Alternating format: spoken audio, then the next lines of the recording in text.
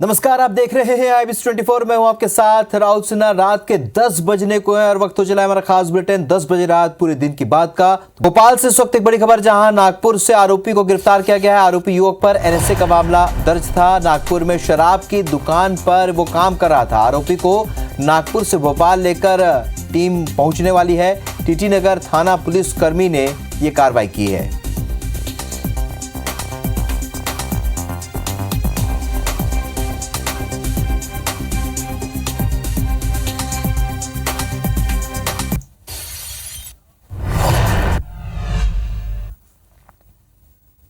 बढ़ते आगे, शुरू करते खबरों का सिलसिला। महामंडलेश्वर राजगुरु स्वामी संतोषनंद सरस्वती महाराज ने तुलसी साहित्य पर टिप्पणी करने को लेकर जगत गुरु रामभद्राचार्य को नसीहत दी। उन्होंने कहा कि तुलसी साहित्य पर उनका टिप्पणी करना उनकी योग्यता नहीं बल्कि अयोग्यता बताता है। आपके शिष्य एक श्लोक ठीक से नहीं बोल पाते हैं, रट कर बोलते हैं। रटने का काम तोते का होता है, जगत गुरु का काम संरक्षण देना होता है। इसके साथ ही उन्होंने ये भी कहा कि जगत गुरु की शारीरिक क्षमताएं होती हैं, उन्हें तब बनाया जाता है, शारीरिक विकलांगता का ध्यान रखा जाता है। नेत्रहीन नहीं होते हैं जगत गुरु। संतोषानंद सरस्वती महाराज ने से बात की संवाददाता नासिर कौरी ने।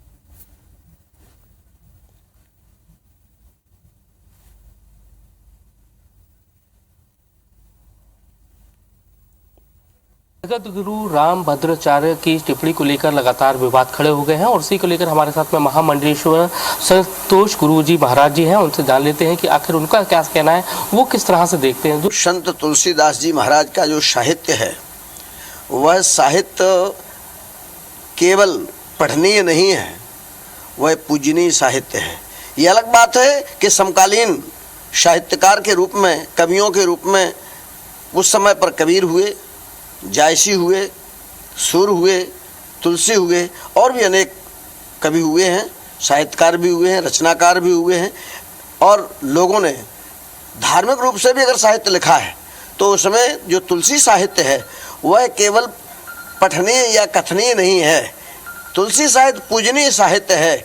इसलिए मैं एक रामभद्राचार्य जी से निवेदन करूँगा कि वो अपने आप को इतना अधिक बताने की कोशिश न करें। किसी संत, किसी जगतगुरु, किसी महामंडलेश्वर, किसी धर्माचार्य का ये दायित्व और कर्तव्य बनता है कि हमारा सनातन साहित्य जैसा है वह मूल स्वरूप में बना रहे।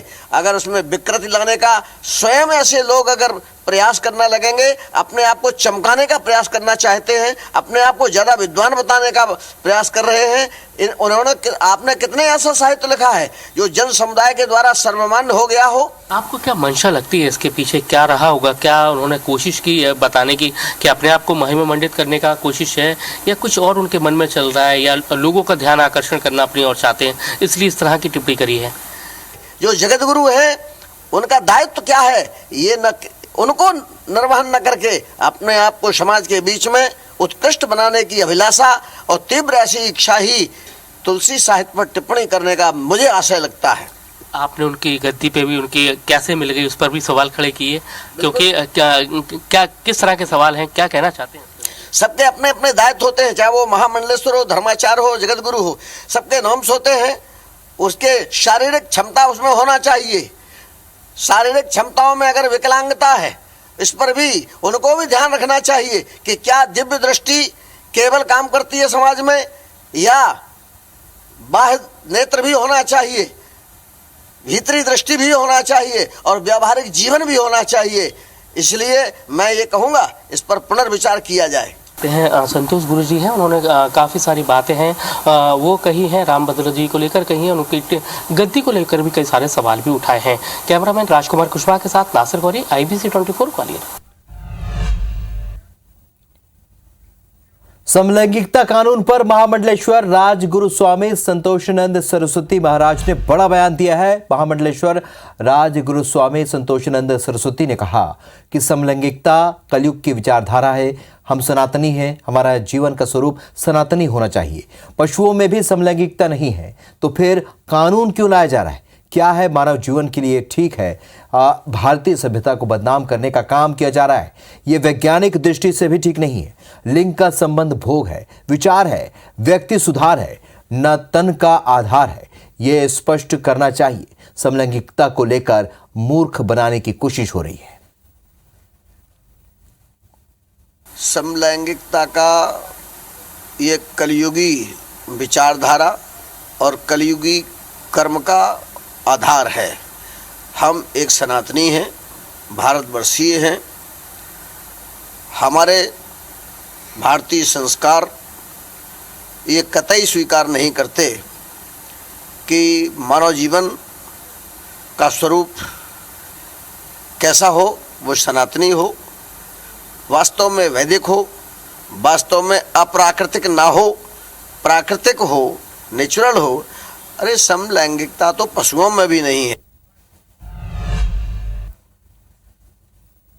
भगवान सहस्त्रबाहु को लेकर दिए गए बयान को लेकर बागेश्वर धाम के पीठाधीश्वर पंडित धीरेंद्र शास्त्री का विरोध तेज होता जा रहा है। शास्त्री की माफी और एफआईआर की मांग को लेकर हैहवंशी समाज ने भोपाल में पुलिस कमिश्नर दफ्तर के सामने जमकर नारेबाजी की और पोस्टर जलाए। हालांकि बागेश्वर सरकार इस पर खेद जता चुके हैं।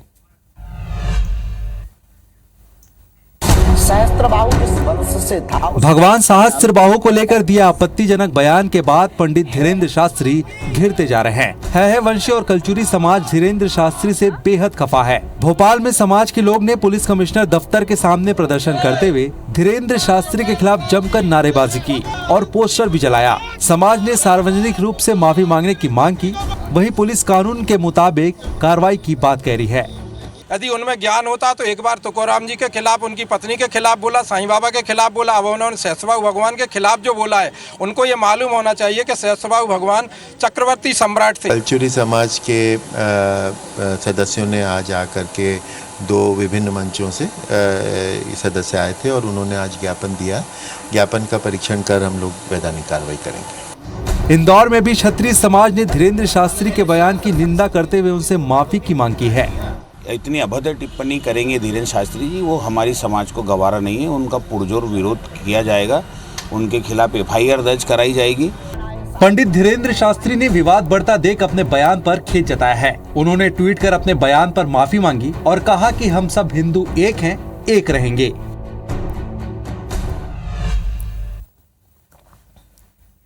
छत्तीसगढ़ में धर्मांतरण पर आदिवासी समाज ने गंभीर चेतावनी दी है। केंद्रीय गोंड महासभा ने सख्त लहजे में कहा है कि आदिवासी समाज धर्मांतरण कराने वालों को पहले रोकेंगे, फिर टोकेंगे, फिर भी नहीं रुके तो ठोकेंगे। कांग्रेस ने इसे राजनीति से प्रेरित बताया। देखिए रिपोर्ट।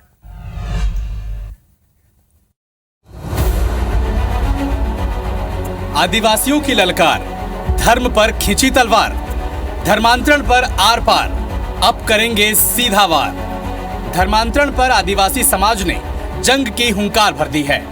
केंद्रीय गोंड महासभा के आह्वान पर देश भर के आदिवासी 20 और 21 मई को दुर्ग में जुटेंगे। राष्ट्रीय स्तर की इस कार्यशाला से पहले आदिवासी समाज ने 2 टूक कहा कि डर और लालच में आकर आदिवासी धर्म बदलते हैं। इसे रोकने के लिए सरकार और समाज दोनों को आगे आना होगा। समाज ने तय किया है कि धर्म बदलवाने वालों को पहले रोका जाएगा, फिर टोका जाएगा और इस पर नहीं माने तो ठोका जाएगा। धर्मांतरित रुकने का 2 ही कारण है, या तो सरकार रोके या समाज रोके। लेकिन हमारा समाज डंडा उठा लिया है कि हम एक भी व्यक्ति को जो धर्मांतरण करने के लिए आते हैं उसको हम घुसने नहीं देंगे। हम रोकेंगे, टोकेंगे, नहीं मानेगा तो ठोकेंगे। आदिवासी समाज की इस तलखी को कांग्रेस ने राजनीति से प्रेरित बताया और इसके लिए बीजेपी पर निशाना साधा। इस पर बीजेपी ने कांग्रेस सरकार पर पलटवार किया। कांग्रेस पार्टी जबरिया धर्मांतरण के एकदम खिलाफ है। मुख्यमंत्री श्री भूपेश बघेल जी ने अनेकों बार इस बात को कहा है। छत्तीसगढ़ में धर्मांतरण विरोधी कानून लागू है। देश में एक कड़े कानून की आवश्यकता है।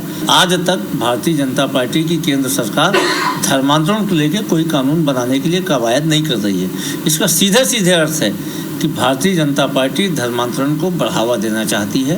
वो सिर्फ इस मामले में राजनीति करना चाहती है। सरकार ने रासुका का यहाँ पर उपयोग तो कर रही है, पर क्या धर्मांतरण रोकने वालों पर, क्या धर्मांतरण करने वालों पर? मुझे ऐसा लगता है कि इसमें एक स्पष्ट नीति बनानी पड़ेगी और सरकार को इस ओर ध्यान देना पड़ेगा। नहीं तो समाज में कभी भी अशांति का वातावरण बनता है और उसे संभालने में बेहद दिक्कत होती है। ये बात भी गौर करने लायक है कि छत्तीसगढ़ में करीब 80 लाख आदिवासी हैं। इसके साथ ही यहाँ विधानसभा की 29 और लोकसभा की 4 सीटें आरक्षित हैं। यानी आदिवासी समाज की नाराजगी किसी भी सियासी दल को सत्ता से दूर कर सकता है। जाहिर है धर्मांतरण की दोधारी तलवार सियासी दलों के लिए बड़ी चुनौती साबित हो रही है। Bureau report IBC 24। भोपाल में कांग्रेस के विधायक और पूर्व मंत्री पीसी शर्मा 51,000 हनुमान चालीसा का पाठ करा रहे हैं। नेहरू नगर इलाके में भव्य तैयारियों के बीच यह आयोजन किया जा रहा है। बीजेपी का आरोप है कि कांग्रेसी चुनाव के समय वोटों के लिए धार्मिक अनुष्ठान करा रहे हैं, जबकि बाकी समय हिंदुत्व से जुड़े आयोजनों को हतोत्साहित करते हैं। वही पीसी शर्मा का कहना है कि वह कई सालों से ऐसे आयोजन कर रहे हैं और इसका चुनाव से कोई लेना देना नहीं है।